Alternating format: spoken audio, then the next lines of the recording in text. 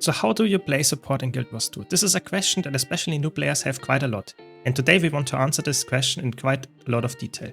So be sure to grab a cup of tea. As always, special thanks to all my supporters on YouTube, Twitch and Patreon that help me keep the lights on. Disclaimer, this is of course not explaining every single support, how it's played. This is just a general explanation how you play support in Guild Wars 2, because actually supporting in Guild Wars 2 is a little bit different than in other MMOs.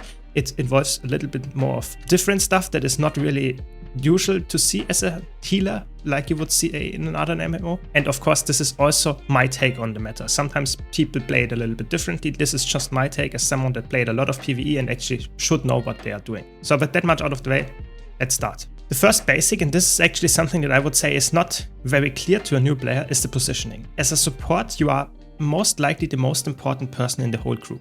I'm not joking. The supporters provide alacrity or quickness in Guild Wars 2. And those two boons are so good that they actually provide like a 25 to 50% DPS increase to your whole party. This is insane. So you're, so to say, the most damage contributing party member except the offensive supporter. It's actually insane. It's really important. So that means that you have to be at your party's position all the time. So the positioning matters so much that if you go away, like doing a mechanic for over 30 seconds or something, your party will feel it. So that means that you have to actually understand when to be where, at which point in time, and which time of the fight.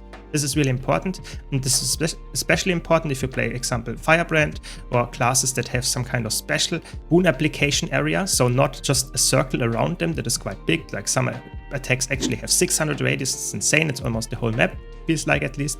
If you have a smaller radius, or if you have a cone like a Firebrand, you have to position correctly so that your boons, your healing and that stuff hits your allies. Positioning is key. That's why I started with this point, because it's actually very underestimated how good this one is and how impactful it is. So please keep that in mind when we go to the next points. By the way, if you want to see more content like this, don't forget to subscribe. Then the next point is obviously very easy to understand for everyone that played other MMOs and stuff. Know the encounters. So if you're going in strike mission, in fractal, in raids, whatever, you should understand how the mechanics of the fight work, what your job is to as a supporter, so that not only means that you are healing or that you are providing quickness, for example. No, it's also about understanding how to actually engage with the encounters. So what is the mechanic of the fight? What happens at 66% or something? So that you can actually anticipate what the healing will be, what the damage that your party will be, because you actually cleanse the conditions that actually would weaken them, for example, and damage might be higher and stuff like that. So know the encounters. Of course, that comes with time. You can't start out knowing everything about an encounter, but it comes with time. So really try to improve when you are support. Try to look at the encounters, try to learn every single mechanic. Even if you skip them, for example, learn what they are supposed to be. This is really important. And this is not all about knowing the encounters. It's also about your build choices. So for example, if you play the top tier healers right now, so Firebrand, Chronomancer, Druid, they can easily switch their utility skills, even their traits and their pets and whatever, to the current situation. So know what the encounter actually requires your party, your squad to do, and swap the traits that build accordingly. This is very important. Of course, that's not something that I would start out with. If you're a new support player, this is not what you would do. But if you slowly want to improve, if you want to master your build, your role, you should change your stuff around, depending on the situation. And this is actually not limited to the build, but also the weapon choice. Supporters are often very flexible in what weapon they can bring. Of course, if you're looking at the rival on Chronomancer, you would never replace this. But for example, you can replace the shield in the offhand to go for focus. You can, example would be, you can on Druid go for a longbow to get a knockback. Stuff like this. This is really important that you understand. Sometimes it's worth it to swap the weapon to actually help your party. This is a little bit more advanced, but still can be very helpful in a lot of situations. Especially, for example, the focus is a very common one for Mesmer to swap. Then let's go to the next point. Know your build. What do I mean by this? That doesn't mean that you have to actually, so to say, can make a build guide about your build. It's more about understanding what each attack does, and therefore you understand how you can heal with your build, how to cleanse with your build, how to CC with your build, all that kind of stuff. So what's the big gimmick of your build? For example, if you're playing a heal scourge, you have decent reviving power. If you have, for example, again, the heal scourge has a lot of barrier, so apply the barrier before your allies will get hit and not use it after that. So know when to and how to use your specific healing skills, cleanses and stuff. Another example would be on Firebrand. Your healing output is quite decent if you know what skills are actually worth pressing. So Tome 2, for example, or dodging. All that stuff is actually applying a lot of healing if you know when to use it and how to use it. The same goes, of course, for cleanses and CC.